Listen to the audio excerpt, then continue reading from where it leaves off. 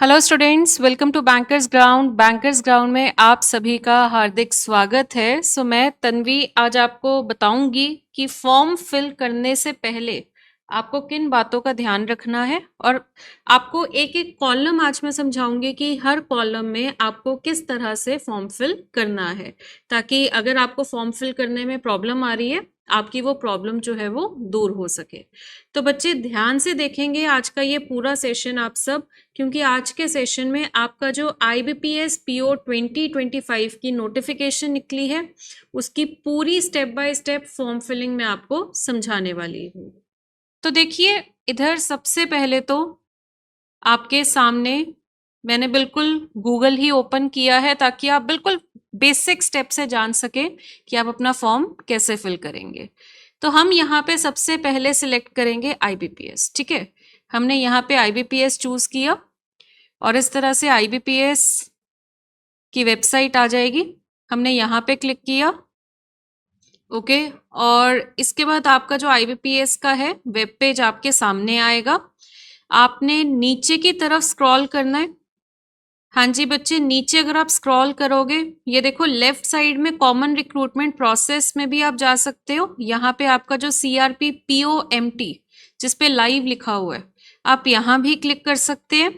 और otherwise direct shortcut है कि यहाँ रीसेंट अपडेट्स पे जाकर आप जो है यहाँ पे ये सेकंड नंबर पे जो दिया हुआ है CRP POMT XV, ओके, तो इस पे आप अप्लाई ऑनलाइन पे डायरेक्ट भी क्लिक कर सकते हैं। तो ये POMT मतलब प्रोबेशनरी ऑफिसर और मैनेजमेंट ट्रेनी की जो नेक्स्ट आपकी नोटिफिकेशन आई है, लेटेस्ट नोटिफिकेशन आई है, ये आपके सेकंड नंबर पे है। ऊपर आपकी जो है वो स्पेशलिस्ट ऑफिसर की है और दूसरे नंबर पे आपकी प्रोबेशनरी ऑफिसर की है। तो हम यहाँ पे डायरेक्ट क्लिक करेंगे अप्लाई ऑनलाइन पे, ओके। तो अब अप्लाई ऑनलाइन पे क्लिक करने के बाद आप देख सकते हैं कि यहाँ पे आपको इस तरह से डेट और डिटेल्स दी हुई है। डेट आपकी 1 जुलाई जिस दिन नोटिफिकेशन आई थी आपकी, और ऑनलाइन फॉर्म फिलिंग जो है वो भी आपकी स्टार्ट हो गई थी। फिर आपको नोटिफिकेशन दी हुई है, ठीक है, और फिर 30 जून की आपकी विंडो नोटिफिकेशन आपके पास है, ओके। तो चलिए अब हम अप्लाई ऑनलाइन, सबसे ऊपर जो दिया हुआ है अप्लाई ऑनलाइन, उसी पे क्लिक करेंगे। चलिए, तो यहाँ पे आपके सामने कुछ इस तरह की विंडो शो होगी। आपको सबसे पहले तो दिया हुआ है commencement of online registration of application, जो कि ऑलरेडी स्टार्टेड है, ओके। एंड यहाँ पे फिर आपका रजिस्ट्रेशन जो है 21 को कंप्लीट हो जाएगी। लास्ट डेट फॉर प्रिंटिंग और एप्लीकेशन जो है वो 5/8 है। ये जरूर ध्यान रखना कि 5 अगस्त लास्ट डेट है कि आप अपनी एप्लीकेशन को प्रिंट कर सको, ठीक है। और ऑनलाइन फी तो देखो एप्लीकेशन के साथ ही फिल हो जाती है। अब आपने ये देखो राइट साइड में टॉप पे आपको एक तो ये दिया हुआ है click here for new registration. तो अगर आप बिल्कुल अभी स्टार्ट कर रहे हैं फॉर्म फिलिंग तो यहाँ पे क्लिक करिए, और अगर आप एक बार रजिस्ट्रेशन कर चुके थे और आगे की डिटेल्स आपको फिल करनी है तो आप यहाँ पे क्लिक करेंगे, ठीक है। तो click here for new registration पे पहले हम क्लिक करते हैं, ठीक है। तो हमने यहाँ पे क्लिक किया। तो देखिए यहाँ पे इन्होंने पूरा आपको स्टेप बाय स्टेप प्रोसेस बता दी है। स्टेप बाय स्टेप प्रोसेस में वो बता रहा है कि सबसे पहले तो बेसिक इन्फॉर्मेशन आपको फिल करनी है, उसके बाद आपने फोटो और सिग्नेचर जो है वो अपलोड करने हैं। उसकी डायरेक्शंस में आपको बताऊंगी कि क्या साइज होना चाहिए, किस तरह से आपने करना है। उसके बाद आपकी डिटेल्स जो हैं वो फिल होंगी, जिसमें कि आपका नेम, एड्रेस, आपका नेम तो चलो बेसिक में ही चला जाएगा, आपका एड्रेस, आपकी क्वालिफिकेशंस और आपकी इससे रिलेटेड जितनी भी ये येस और नो वाले जो आपके बहुत सारे कॉलम्स होते हैं वो सब कुछ आपको फिल करना होगा।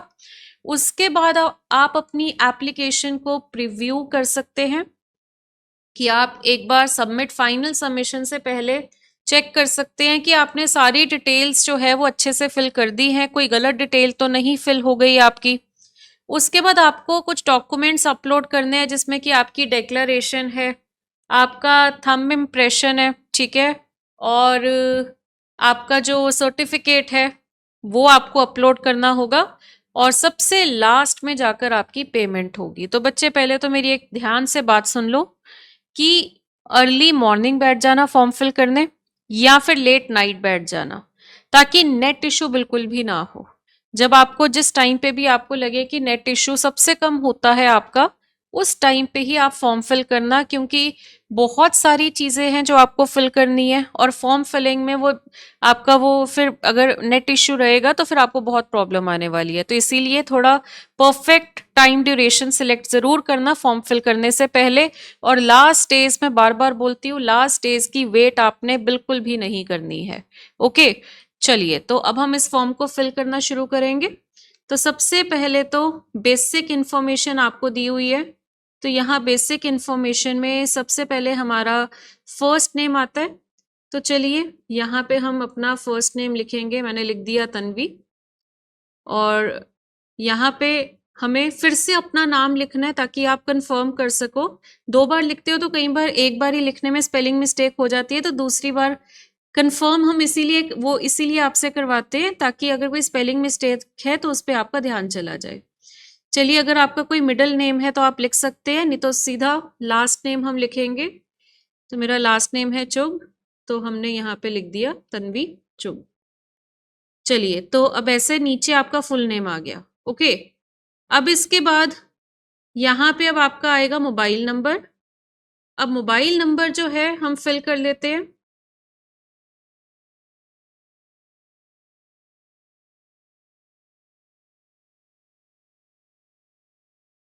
ओके, उसके बाद आपने अपना मोबाइल नंबर जो है वो कंफर्म करना है, राइट। सेम मोबाइल नंबर होना चाहिए और इस तरह से आपने अपना मोबाइल नंबर फिल कर दिया। उसके बाद, हाँ जी, उसके बाद ऑल्टरनेटिव नंबर अगर आपका कोई है तो आप उसको भी फिल कर सकते हैं। ठीक है जी। ईमेल आईडी आपने अपनी फिल करनी है।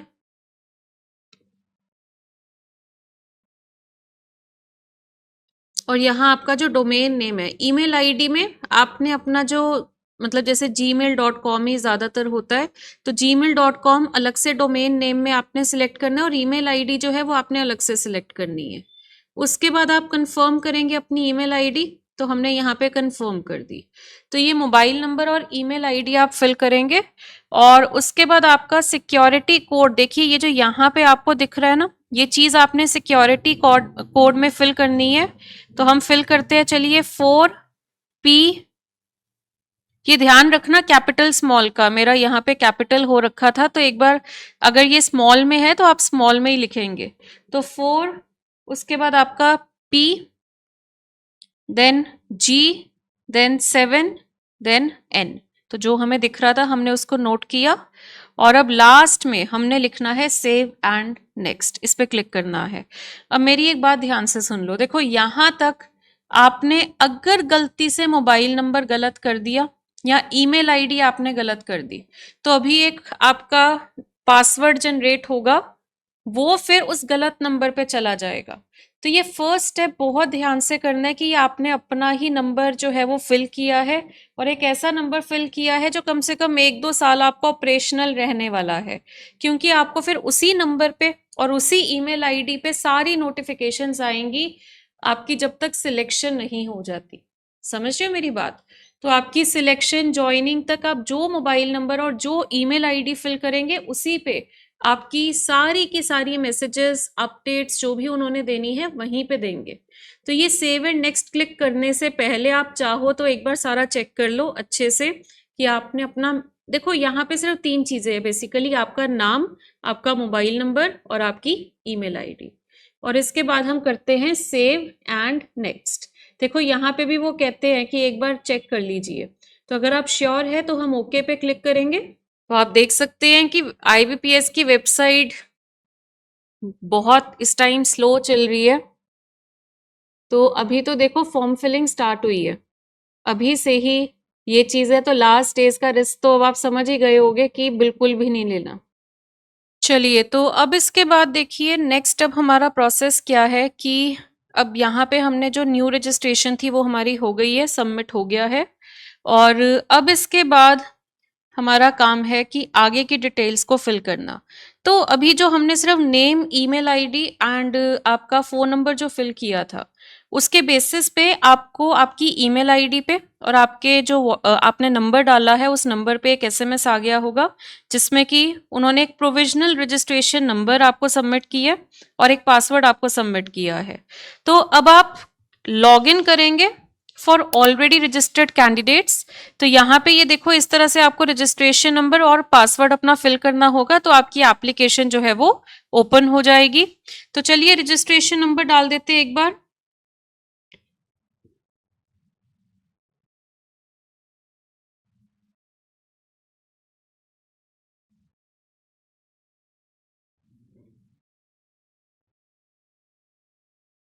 पासवर्ड एक बार कैपिटल में कर लेना।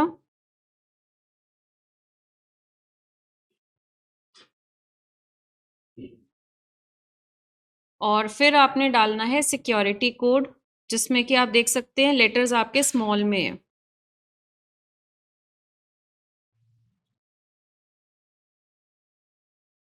अब यहाँ पे आपकी बेसिक इंफॉर्मेशन ऑलरेडी सबमिटेड है। ओके, अब हम नेक्स्ट पे यहाँ नीचे जाके क्लिक करेंगे और यहाँ पे आपसे वो मांग रहे हैं फोटो एंड सिग्नेचर। देखो अब एक बार आप ये देखिए, यहाँ पे recent clearly recognisable passport size photograph होनी चाहिए। साइज उन्होंने मेंशन किया है 4.5 centimetre into 3.5 centimetre. Should be uploaded by the candidate in the application form and signature जो है वो भी आपके क्लियर होने चाहिए। और कैंडिडेट्स को बोला गया कि वो अपनी अपीयरेंस को चेंज ना करे till the process is complete. अब जैसे लड़कों के केस में क्या होता है, वो दाढ़ी रख लेते हैं या हटा लेते हैं, है ना, उनके केस में ज़्यादा इशू होता है। तो ये थोड़ा एडवाइजेबल है आपके लिए कि आपने जो फोटो आप यहाँ पे अपलोड करोगे और एक लाइव फोटो भी आपकी यहाँ पे होगी, तो ये सारी फोटोग्राफ सेम होनी चाहिए। ओके, एनी डाउट अबाउट, और ऊपर से जो फोटोग्राफ आप यहाँ पे अपलोड करोगे ना, उसकी खूब सारी कॉपीज अपने पास रखनी है, क्योंकि वो बाद में भी आपके काम आएगी। एनी डाउट अबाउट फोटोग्राफ और signature at any stage of the process could lead to disqualification. देखो ये एक, क्योंकि चीटिंग का डर होता है ना, तो इसीलिए यहाँ पे आपको फोटो बहुत ध्यान से सिलेक्ट करनी है। एक तो आप जो फोटो अपलोड करोगे उसकी बहुत सारी कॉपीज अपने पास रखो एक्स्ट्रा। दूसरी बात, आपकी लुक जो है वो चेंज नहीं होनी चाहिए। स्पेक्स वगैरह आप कई बार पहन लेते हो, उतार लेते हो, तो थोड़ा सा इस चीज़ का हल्का सा, देखो इतनी बड़ी अपॉर्चुनिटी है, जॉब है, तो ऐसी छोटी सिली मिस्टेक्स तो एटलीस्ट हम अवॉइड कर ही सकते हैं। ओके, तो candidates are required to capture and upload their photograph either by using webcam और मोबाइल फोन। अब यहाँ पे देखिए, सबसे पहले तो यहाँ पे आपको स्कैन्ड फोटोग्राफ डालनी है। ये आपको गाइडलाइंस यहाँ पे दी हुई है, देखिए सारी गाइडलाइंस है कि आपको फोटोग्राफ रीसेंट होनी चाहिए, कलर्ड होनी चाहिए, और मतलब आपकी क्लैरिटी बहुत ज़रूरी है। डायमेंशंस उन्होंने बताई हुई है, और साइज जो है वो 20 KB से लेकर 50 KB का होना चाहिए। ओके, ये कुछ चीज़ों का आपको ध्यान रखना है, ये इन्होंने इंस्ट्रक्शंस दी हैं। तो आप यहाँ पे फाइल चूज करके अपनी फोटो अपलोड करोगे तो इस ब्लॉक में आपको फोटो दिखेगी, एंड आपको कैप्चर करनी है अपनी फोटो यूजिंग वेब कैमरा। आपके लैपटॉप का वेब कैमरा आपको ऑन करना होगा और अपनी एक लाइव फोटो आपको अपलोड करनी होगी। या फिर आपको एक ऑप्शन भी है कि कई बार आपका वेब कैम खराब है या आप वेब कैम सपोर्ट नहीं कर रहा आपका डिवाइस, तो आप जो है यहाँ पे क्लिक करोगे और यहाँ क्लिक करने से एक QR कोड आएगा, ठीक है, तो वो आपके मोबाइल में आएगा, तो आप उस पर क्लिक करोगे तो आप अपने मोबाइल के थ्रू भी अपनी फोटो सिलेक्ट कर सकते हो। ठीक है, तो अगर वेबकैम से आप नहीं कर पा रहे हैं तो ये एक QR कोड आपको यहाँ दिखेगा, जिसको स्कैन करके आप जो है मोबाइल से भी अपनी फोटो को क्लिक कर पाएंगे। ये आपकी लाइव फोटो होगी। तो अपलोडेड और लाइव सेम तो नहीं हो सकती, देखो, बट लुक आपने डिफरेंट नहीं रखनी। ये नहीं कि अपलोडेड पे आपकी दाढ़ी है और लाइव में आप क्लीन शेव हो, है ना, ये चीज ना हो।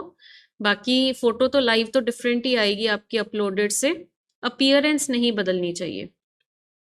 यहाँ पे आप क्लिक करेंगे आई कन्फर्म।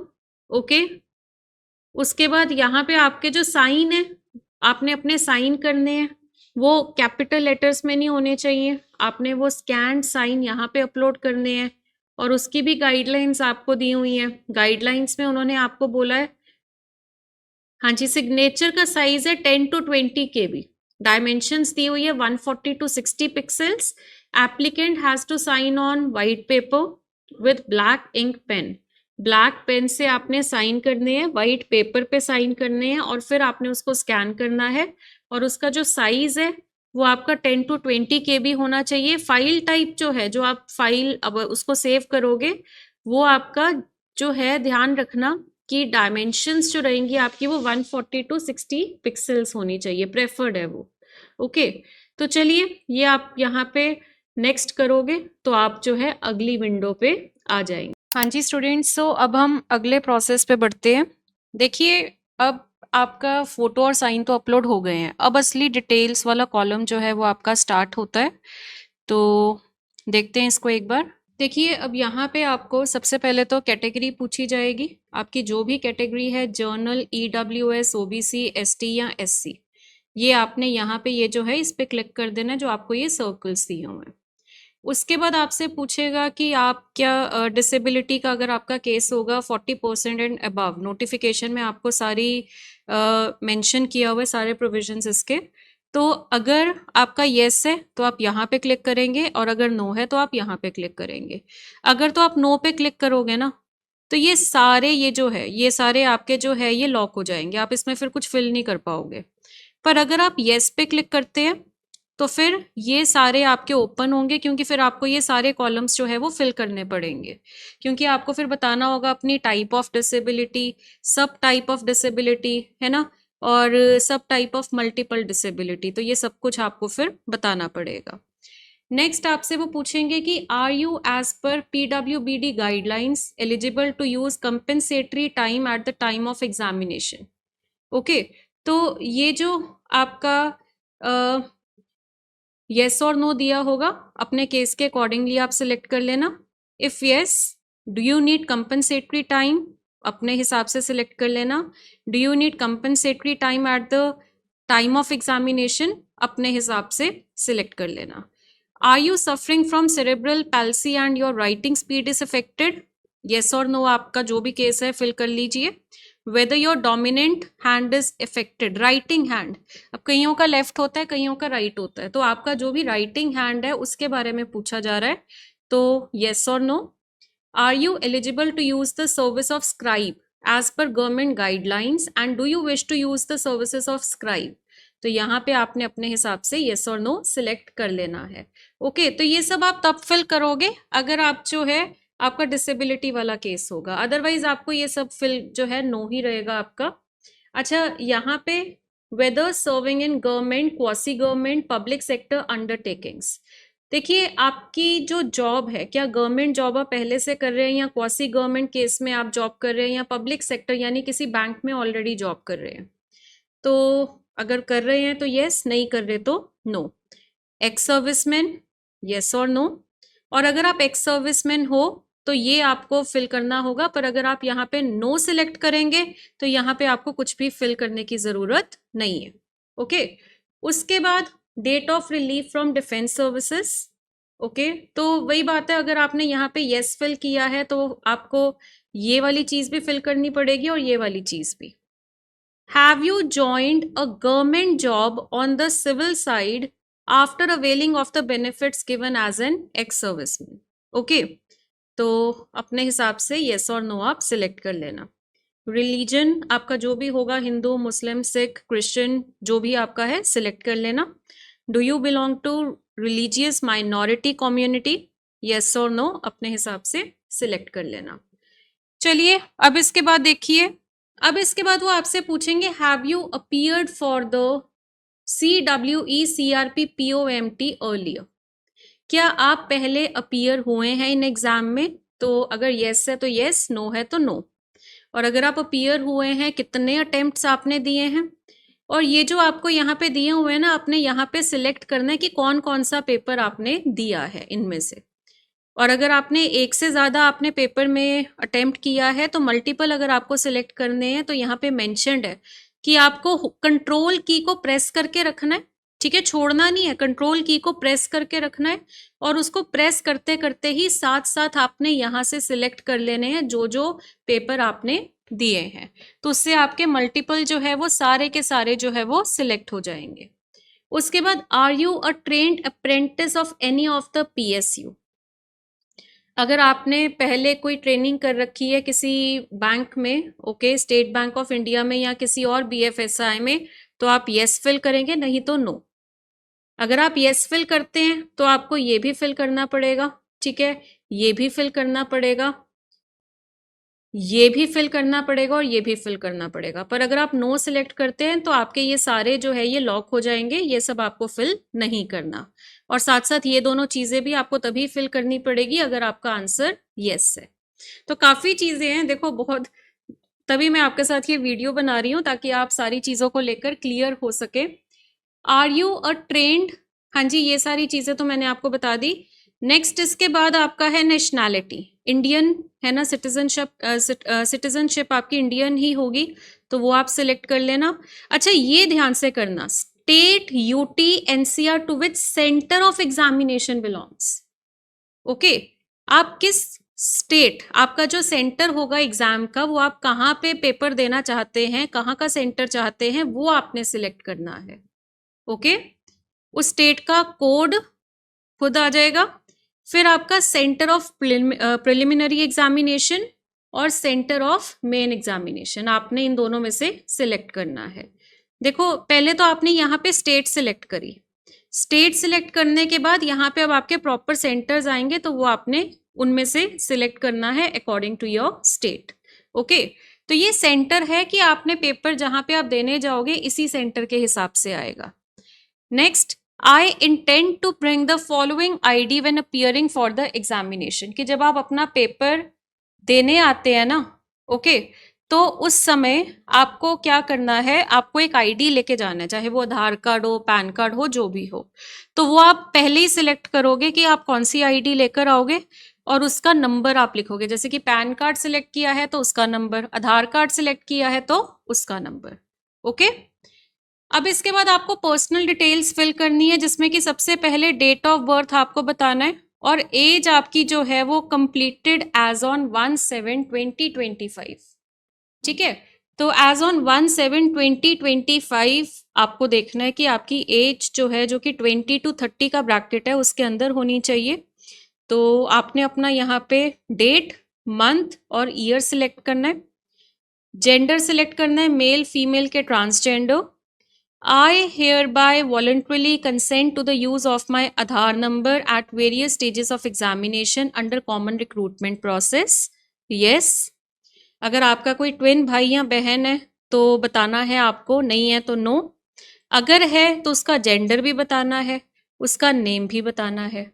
ठीक है, मैरिटल स्टेटस मार्क कर देना, जो भी आपका है, मैरिड हो, अनमैरिड हो, या जो भी आपका केस है। आधार कार्ड का नंबर और पैन कार्ड का नंबर। देखो जिस चीज में आप नो सिलेक्ट कर देते हो ना, फिर उससे रिलेटेड कॉलम्स जो है वो आपके वैसे ही लॉक हो जाते हैं, फिर आपको उससे आगे फिल करने की जरूरत नहीं होगी। अच्छा, अगर आपके ट्विन का केस येस है तो फिर ये सारी चीजें आपको फिल करनी पड़ेंगी। आपके ट्विन जो है वो एग्जाम में अपीयर हो रहे हैं कि नहीं, उनका ID प्रूफ, ओके, और आपका ये ID प्रूफ कौन सा आप दे रहे हो और ID प्रूफ का नंबर। यहाँ पे सभी बच्चे भरेंगे अपना फादर्स नेम, मदर्स नेम, और अगर आप मैरिड हो तो स्पाउस नेम। अनमैरिड हो तो यहाँ पे आपका ब्लॉक हो जाएगा, कुछ भी फिल नहीं करना। चलिए बच्चे आगे बढ़ते हैं। एड्रेस फॉर कॉरेस्पॉन्डेंस, आपको अपना एड्रेस, ये 3 बॉक्सेस आपको दिए हैं, फिल करना है। फिर आप स्टेट सिलेक्ट करेंगे, उस स्टेट के कौन सा डिस्ट्रिक्ट है और वहां का पिन कोड ध्यान से भर देना। तो ये आपका कॉरेस्पॉन्डेंस एड्रेस होता है, मतलब जहां पे वो चिट्ठी वगैरह कभी उनको फ्यूचर में भेजनी है तो वो भेज सके। एक होता है परमानेंट एड्रेस। अब कई लोगों का परमानेंट एड्रेस कुछ और होता है, कॉरेस्पॉन्डेंस एड्रेस कुछ और होता है ना। तो अगर तो आपका सेम है तो आप बस यहाँ पे एक चेक बॉक्स होगा, इस पे क्लिक कर देना और ये सारा एड्रेस जो है आपका परमानेंट एड्रेस में भी फिल हो जाएगा। और अगर आपको डिफरेंट रखना है तो फिर आप यहाँ पे टिक नहीं करेंगे और फिर ये सारा कॉलम आपका फिर से आएगा एड्रेस का, वो आपको फिल करना पड़ेगा, जिससे कि आपका कॉरेस्पॉन्डेंस एड्रेस और परमानेंट एड्रेस डिफरेंट हो जाएगा। कॉरेस्पॉन्डेंस होता है जहां पे वो आपको कुछ डॉक्यूमेंट सेंड करना है वो कर सकते हैं। परमानेंट होता है जो आपका परमानेंट रहेगा। ओके, इसके बाद आपको एड्रेस चूज करना है फॉर GST इनवॉइसिंग। तो नॉर्मली आपका जो नॉर्मल एड्रेस है वो आपने सिलेक्ट कर लेना है। ओके, एप्लीकेशन फ़ी आएगी, यहाँ पे आपने सिक्योरिटी कोड फिल करना है। इसके बाद आप यहाँ पे क्लिक करना वैलिडेट योर डिटेल्स। इस पे हम इसलिए क्लिक करते हैं कि जहाँ पे उनको लगता है कि आपने एज पर इंस्ट्रक्शंस कुछ नहीं फिल किया है या कोई ब्लैंक आपका छूट गया है, तो वो आपका ना वो जो बॉक्स है ना वो पिंक कलर का हो जाएगा। और यहाँ पे आप जब इस पे क्लिक करोगे तो जो जो बॉक्सेस आपके ठीक से फिल नहीं हुए वो पिंक कलर के हो जाएंगे। ठीक है, तो वो वहां पे जाके करेक्शन कर लेना, फिर से वैलिडेट पे क्लिक करना, फिर भी कोई करेक्शन रहती है तो जितनी बार आपकी करेक्शंस खत्म नहीं होती हैं तब तक वैलिडेट करने पे ये नहीं आएगा कि your details have been checked. Okay, और अगर सब सही चला गया, आपकी डिटेल्स जो है वो वैलिडेट हो जाती है, तो फिर आप क्लिक करेंगे सेव एंड नेक्स्ट पे। ओके, तो अब बच्चे आपकी बेसिक इन्फॉर्मेशन तो शुरू में ही फिल हो गई थी, फोटो सिग्नेचर आपके अपलोड हो रखी है, डिटेल्स में आपने बेसिक फिल कर दी है, क्वालिफिकेशन, एक्सपीरियंस और लैंग्वेजेस जो है वो अब हमने करनी है फिल। ठीक है, अब एजुकेशनल क्वालिफिकेशन आपकी जो है वो एज ऑन 21 जुलाई है, राइट। तो ये आपको नोट पढ़ लेना है एक बार, यहाँ पे आपकी स्क्रीन पे ये नोट आएगा इस तरह से, राइट, कि जैसे कि कई बच्चों का ये होता है कि the fraction of percentage so arrived will be ignored, that is ये जो है वो लेस देन 60% ही माना जाएगा। ओके, ये वाला स्कोर लेस देन 55% ही माना जाएगा, तो आपको ध्यान से करना है इस चीज को। अब यहाँ पे आपकी जो जो क्वालिफिकेशन है इस तरह से पॉपअप होगा, आपकी 10th की क्वालिफिकेशन कौन से, जैसे यहाँ पे आपकी सीबीएसई की है तो आपने सीबीएसई लिख दिया, ग्रेजुएशन आपकी मान लीजिए दिल्ली यूनिवर्सिटी की है तो आपने यहाँ पे दिल्ली यूनिवर्सिटी लिख दिया, पोस्ट ग्रेजुएशन कहाँ की है, कोई प्रोफेशनल क्वालिफिकेशन है जैसे कि सीए या सीएस अगर आपकी है तो वो फिल कर दिया, नहीं तो खाली छोड़ दिया, और कोई एक्स्ट्रा है तो वो आपने लिख दी, डिग्री कौन सी है वो आपने सिलेक्ट करनी है। देखो 10th में तो कोई स्पेशलाइजेशन नहीं होती है, ग्रेजुएशन में होती है और पोस्ट ग्रेजुएशन में होती है, किस स्टेट को पास किया था वो सिलेक्ट कर लेना, परसेंटेज ऑफ मार्क्स जो है वो सिलेक्ट कर लेना, और जैसे 60% प्लस है तो फर्स्ट क्लास आप सिलेक्ट करोगे। ठीक है, तो यहाँ पे आप क्या क्लास है, फर्स्ट क्लास है आपकी, वैसे भी देखो फर्स्ट क्लास ही होगी क्योंकि आपका यहाँ पे जो है मतलब ये आपकी ग्रेजुएशन और पोस्ट ग्रेजुएशन की डिग्री की बात हो रही है। Next, do you have operating and working knowledge in computer systems, तो बच्चे यस सिलेक्ट करना, नो जो है मैं कभी भी नहीं बोलूंगी सिलेक्ट करने को, ठीक है, क्योंकि वो एज सच प्रॉपर सर्टिफिकेट नहीं मांगते हैं। ओके, मतलब आपका ये नहीं कि कोई प्रॉपर आपने ग्रेजुएशन कर रखी हो कंप्यूटर में, सिंपल सा जो छोटा सा सर्टिफिकेट होता है वो तो बेसिक सबके पास होता है बच्चों के पास, या फिर अगर सर्टिफिकेट नहीं है, आपने डिप्लोमा में ये सब्जेक्ट पढ़ा है या डिग्री में कहीं आपने कंप्यूटर पढ़ा है या अपने हाई स्कूल यानी +2 में या कॉलेज में या किसी मतलब कहीं भी किसी भी तरीके से कंप्यूटर पढ़ा है तो आपको यस ही सिलेक्ट करना है, और फिर यहाँ पे आप चूज करके यहाँ से चूज करेंगे कि वो आपने क्या पढ़ा है, आईटी पढ़ा है कि कंप्यूटर ऑपरेशंस पढ़ा है कि कंप्यूटर लैंग्वेज पढ़ा है। सो पहले यस, किस तरीके से पढ़ा और जहां से भी पढ़ा वो किस सब्जेक्ट को पढ़ा। ठीक है, चलिए अब वर्क एक्सपीरियंस अगर है तो भरो, नहीं है तो इसको खाली आपने छोड़ना है। ठीक है, आपके प्रेजेंटली वर्किंग है कि नहीं है वो आप लिखोगे, यहाँ पे नेम ऑफ द एम्प्लॉयर, आपकी कंपनी का नाम, क्या डेजिग्नेशन है, कितनी ड्यूरेशन काम किया है, क्या काम किया है, क्यों छोड़ी थी जॉब अगर अभी आप वहां पे काम नहीं कर रहे हैं तो, और कितना एक्सपीरियंस है यहाँ पे, और मतलब अगर जैसे कई बच्चे होते हैं उन्होंने 2-3 कंपनीज में काम किया होता है तो यहाँ पे ऐड मोर पे सिलेक्ट करोगे तो ये ऐसा सा ही आपका फिर से आ जाएगा, आप उसको फिर से फिल करेंगे। तो जितनी भी कंपनीज में है सारी डिटेल्स आपको भरनी है, और लास्ट में ये आएगा टोटल एक्सपीरियंस इन मंथ्स, आपने मंथ्स में बताना है कि आपका टोटल एक्सपीरियंस कितना है। ओके, उसके बाद क्या आप प्री एग्जाम ट्रेनिंग लेना चाहते हैं, ओके, जो कि ऑनलाइन मोड में होती है, तो येस और नो सिलेक्ट कर देना। ये ऑप्शन जो है ये जर्नल कैटेगरी के लिए नहीं होता है, ये बाकी रिजर्व कैटेगरीज को दिया जाता है। फिर आपका कोई प्रोसिक्यूशन, डिटेंशन, फाइन या कन्विक्शन या कोई आप पे केस वगैरह जो है कई बार होता है जैसे, तो वो आपका कोई ऑफेंस आपने कमिट तो नहीं किया, तो येस और नो सिलेक्ट कर लेना। अगर तो आप नो सिलेक्ट करोगे तो यहाँ कुछ भी नहीं फिल करना, और यस सिलेक्ट करोगे तो फिर यहाँ पे आपको मेंशन करना पड़ेगा कि क्या केस था। लैंग्वेजेस, हाँ जी, इंग्लिश, हिंदी या आपकी जो भी हरियाणवी, पंजाब, मतलब जो भी आपकी लैंग्वेजेस आपको आती हैं, इंग्लिश हिंदी तो बेसिक होती है, राइट। तो आपने वो लैंग्वेजेस यहाँ पे सिलेक्ट करनी है। फिर ये जो है ना, ये आपका ऐसा होगा, जब आप इसको क्लिक करोगे तो ये इधर को चला जाएगा और ब्लू कलर का हो जाएगा। तो ये रीड पे क्लिक करोगे, राइट पे क्लिक करोगे, स्पीक पे क्लिक करोगे। Read, right, speak. तो जितनी भी लैंग्वेजेस आती हैं आपको 1 2 या 3 वो लिख के आगे मेंशन कर देना कि क्या आप उसको बोल सकते हैं, लिख सकते हैं और पढ़ सकते हैं। उसके बाद यहाँ पे सिक्योरिटी कोड आपको फिल करना है, यहाँ से देखकर ये जो भी लिखा हुआ है इसको आपने यहाँ पे फिल करना होगा। अगेन वैलिडेट योर डिटेल्स पे क्लिक करेंगे। कुछ एरर अगर आपने किया है, कोई डिटेल गलत फिल कर दी है, तो ये वहाँ पे वो वाला ब्लॉक जो है वो पिंक कलर का हो जाएगा, वहाँ जाके अपनी करेक्शन कर लेना। और जब आपका सारा इंफॉर्मेशन ठीक से फिलअप हो जाएगा तो उसके बाद आपका आएगा कि आपकी डिटेल सारी सही है, तो फिर आप सेव एंड नेक्स्ट करके आगे बढ़ सकते हैं। अब आपकी देखो, डिटेल्स में हमने बेसिक फिल कर दिया, क्वालिफिकेशन फिल कर दिया, और अब हम फिल करेंगे प्रेफरेंस। तो बच्चे ये सारे बैंक्स के नाम आपको यहाँ पे दिए हुए हैं। बहुत ध्यान से बैंक्स की प्रेफरेंस आपने फिल करनी है। मैं इसके ऊपर एक वीडियो भी बनाऊंगी कि कौन सी प्रेफरेंस आपको, मतलब एक आइडिया आपको दे दूंगी कि किस चीज को आप किस बेसिस पे प्रेफर कर सकते हैं, ठीक है। तो जैसे मैंने मान लो यहाँ पे सिलेक्ट किया सपोज बैंक ऑफ महाराष्ट्र, तो फिर यहाँ पे सबसे ऊपर आ जाएगा बैंक ऑफ महाराष्ट्र। फिर मैंने इसको सिलेक्ट किया, तो आप जिस ऑर्डर में सिलेक्ट करोगे ना, उस ऑर्डर में यहाँ पे वो बैंक्स के नेम आते रहेंगे और यहाँ पे आपको दिखेगी आपकी जो प्रॉपर प्रेफरेंस है। ओके, ये देखिए इंस्ट्रक्शंस भी है कि सिलेक्ट करिए बैंक फ्रॉम द बॉक्स, जिसका आपने सिलेक्शन में, मतलब पहले नंबर पे जिसको सिलेक्ट करना है उसको पहले उस पर पहले क्लिक करिए। Okay, selected banks will be populated on the box on the right side for further ordering based on your preference.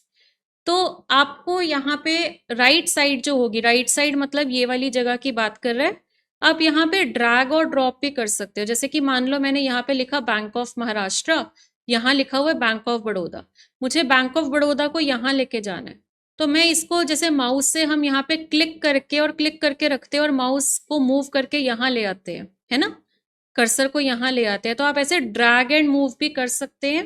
तो आप जो भी प्रेफरेंस सिलेक्ट कर रहे हैं वो यहाँ पे आपको दिखेगी। ध्यान से देख लेना कि आपकी जो प्रेफरेंस आप जो करना चाहते हो वही वाला सीक्वेंस बन रहा है कि नहीं बन रहा। उसके बाद यहाँ पे आप सिक्योरिटी कोड फिल करेंगे। अगेन वैलिडेट योर डिटेल्स, कोई एरर है तो यहाँ पे वो आपको बता देंगे, अदरवाइज कह देंगे कि आपकी डिटेल्स वैलिड है, और फिर आप क्लिक करेंगे सेव एंड नेक्स्ट पे। उसके बाद आपको मैंने यहाँ पे दिखाया था कि डिटेल्स के बाद आपका क्या आएगा, प्रीव्यू।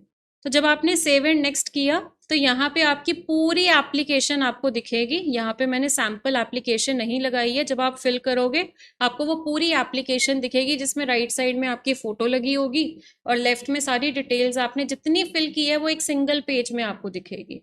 और एक बार वो पूरा प्रीव्यू अच्छे से देख लेना बच्चे, सबसे इंपॉर्टेंट प्रोसेस है ये। वो जो प्रीव्यू है ना, वो आपने अच्छे से देखना है कि आपने एक एक चीज, नाम, आपकी क्वालिफिकेशन, आपके स्कोर, सब कुछ बढ़िया से फिल किया है कि नहीं। क्योंकि जब हम बॉक्सेस में फिल करते हैं कई बार हमें गलती लग जाती है, तो यहाँ पे जो आपको एप्लीकेशन दिखेगी वहां पे आप अच्छे से चेकआउट कर लेना कि आपने वो ठीक से फिल किया है कि नहीं किया है। ओके, अगर कुछ आपको लगता है तो आप यहाँ पे बैक क्लिक करके उस चीज को करेक्ट अभी भी कर सकते हो। उसके बाद ये डिक्लेरेशन है कि मैंने जो भी इंफॉर्मेशन फिल की है वो एक्यूरेट है। आपको ये जो चेक बॉक्स है यहाँ पे टिक करना है, यहाँ पे भी आपको टिक करना है, और यहाँ पे भी आपको जो भी आपका केस है कि I agree, I confirm that my name is as filled by me in the application form exactly matches with the name in my ID proof। देखो आईडी प्रूफ जो आप सबमिट कर रहे हो ना, कई बच्चों का बड़ा प्रॉब्लम होता है, जैसे कि राम कुमार, आईडी में राम कुमार लिखा हुआ है, वहां पे राम शर्मा लिखा हुआ है, तो वो बाद में भाग रहे होते हैं।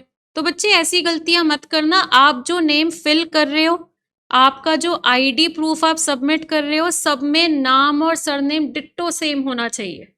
अभी मौका है, क्योंकि आईडी प्रूफ में तो आप चेंज नहीं कर सकते, पर जो आप एप्लीकेशन में नाम लिख रहे हो, जो आपने स्टार्टिंग में नेम फिल किया था, वो वही लिखना जो आपका आईडी प्रूफ में है।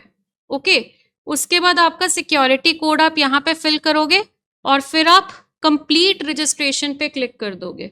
और जैसे ही आप कंप्लीट रजिस्ट्रेशन पर क्लिक करेंगे बच्चे, उसके बाद आप अपनी कोई डिटेल को चेंज नहीं कर सकते हो। तो ये सोच समझ के क्लिक करना, 2-3 बार वेरीफाई कर लेना सब कुछ कि आपका जो डिटेल है वो सारी सही है कि नहीं है। उसके बाद आपको यहाँ पे लेफ्ट हैंड थंब इम्प्रेशन आपको डालना है, ठीक है। एक बार ये जो गाइडलाइंस फॉर डॉक्यूमेंट अपलोड है इस पे क्लिक कर लेना आप लोग, ठीक है। Left hand thumb impression, handwritten declaration और आपका जो 10th स्टैंडर्ड का जो आपका डॉक्यूमेंट है वो। और ये एक्सटेंशंस बताई हुई है। लेफ्ट थंब इम्प्रेशन जो है वो जेपीजी या जेपीईजी फॉर्मेट में होना चाहिए, same with handwritten declaration. पर जो आपका एसएससी का आपका जो 10th का जो सर्टिफिकेट है वो पीडीएफ फॉर्मेट में होना चाहिए, ठीक है। तो ये आपको तीनों डॉक्यूमेंट्स अपलोड करने हैं। इनको अच्छे से जो साइज और जो फॉर्मेट उन्होंने बोला है उसमें आपने इसको कन्वर्ट कर लेना है। और यहाँ पे एक बार गाइडलाइंस चेक कर लेना, क्योंकि अपलोडिंग में बच्चों को काफ़ी दिक्कत आती है। तो यहाँ पे आपसे बस कोई गड़बड़ ना हो, इस चीज़ को आपको देखना होगा, ठीक है। आपका जो हैंड रिटन है ना, उसका साइज है आपका 50-100 KB, राइट। और उसके बाद आपका जो लेफ्ट हैंड थंब इम्प्रेशन है, ओके, उसका साइज है आपका 20-50 KB। आपका फोटो का भी यही साइज था, राइट। और ये जो आपका लेफ्ट हैंड थंब इम्प्रेशन होगा, ओके, ये आपका इंक जो होती है ना, इंक आपकी जो होती है ब्लू कलर की, है ना, वो वाली में आपने इसको वो अपना थंब का इम्प्रेशन लगा देना है। और जो हैंड रिटन डिक्लेरेशन होगा आपका, वो आपका कैपिटल लेटर्स में नहीं होना चाहिए, ध्यान रखना, कैपिटल लेटर्स में नहीं होना चाहिए। और वो आपने जो है वो ब्लैक इंक से लिखना है, ठीक है बच्चे। और उसके बाद आप यहाँ सिलेक्ट करेंगे confirm, I agree to connect to DigiLocker. DigiLocker आप सब जानते होंगे, जहां पे वो डिटेल सारी सेव हो जाती है। तो अगर आप इसको नो सिलेक्ट करना चाहते हैं आप नो कर सकते हैं, कोई प्रॉब्लम नहीं है। सिक्योरिटी कोड फिल करिए, सेव एंड नेक्स्ट। और लास्ट में आ जाएगी आपकी पेमेंट। जैसे कि जर्नल कैटेगरी अगर हम फिल करते हैं तो 850 की पेमेंट होगी। पे वाया बिल डेस्क से ही बच्चे करेंगे मैक्सिमम, अगर मैं देखूं, क्योंकि आप लोग क्यूआर कोड से ज़्यादा बच्चे फीस पे करते हैं। सिक्योरिटी कोड ये वाला आपने यहाँ पे लिखना है। और उसके बाद यहाँ पे देखो, क्रेडिट कार्ड से पे करना है तो ये सारी डिटेल्स आपको फिल करनी होगी। डेबिट कार्ड से तो ये सिलेक्ट कर लेना, इंटरनेट बैंकिंग से तो इस तरह से, वॉलेट या कैश कार्ड से तो इस तरह से। और क्यूआर पे क्लिक करोगे तो यहाँ आपके क्यूआर कोड आ जाएगा, उसको स्कैन करके फटाफट से पेमेंट हो जाएगी। और इसी के साथ आपका पेमेंट का प्रोसेस भी कंप्लीट हो जाएगा। और जैसे ही आपका पेमेंट का प्रोसेस कंप्लीट हो जाएगा, आपकी एप्लीकेशन कंप्लीट हो जाएगी। तो ध्यान रखना, पूरा एंड तक एप्लीकेशन आपने करनी है फिल। और जब आप इसको पेमेंट कर देंगे तो आपको मेल भी आएगी और मैसेज भी आएगा कि आपकी एप्लीकेशन प्रोसेस जो है वो कंप्लीट हो चुका है और आपकी एप्लीकेशन सबमिट हो गई है। देखो, जब आपने वो पार्ट 1 किया था ना, जो मैंने शुरू में आपको फिल करके दिखाया था, जब मैंने नेम, ईमेल आईडी और आपका जो फोन नंबर था वो जहां हमने फिल किया था, तो वो प्रोविजनल था। वहां पे आपको जो मैसेज आएगा ना पहले वाला, तो वो आपको मैसेज में आप अगर देखोगे ध्यान से तो आपको उस मैसेज में वो बोलता है कि प्रोविजनल नंबर है ना, प्रोविजनल रजिस्ट्रेशन नंबर। प्रोविजनल का मतलब होता है कि ये अभी प्रोसेस कंप्लीट नहीं हुआ है, पर जब आप पेमेंट करोगे तभी आपका प्रोसेस कंप्लीट होगा। तो आई होप आपकी सारी की सारी क्वेरीज जो है वो क्लियर हो गई होगी कि फॉर्म कैसे फिल करना है। तो अब आप फॉर्म फिल करते हुए ध्यान रखना कि अर्ली मॉर्निंग या लेट नाइट बैठ जाना, क्योंकि आपने देख लिया बहुत सारे कॉलम्स है जो आपको फिल करने हैं। और इन कॉलम्स को फिल करोगे तो वेबसाइट थोड़ी स्लो होने के चांसेस ज़्यादा होते हैं अगर आप पीक टाइम पे बैठोगे तो थोड़ा ऐसे टाइम पे बैठो जब नेट जो है वो आपका फास्ट चले, ताकि फटाफट से आप अपना फॉर्म फिल कर लो। और जो डॉक्यूमेंट्स अपलोड करने हैं वो पहले ही स्कैन करके रखना। ये नहीं कि फॉर्म फिल कर रहे हो बीच में सोच रहे हो अरे मैंने तो स्कैन ही नहीं किया, तो वो आप जो है पहले से ही स्कैन करके रख लेना, ठीक है।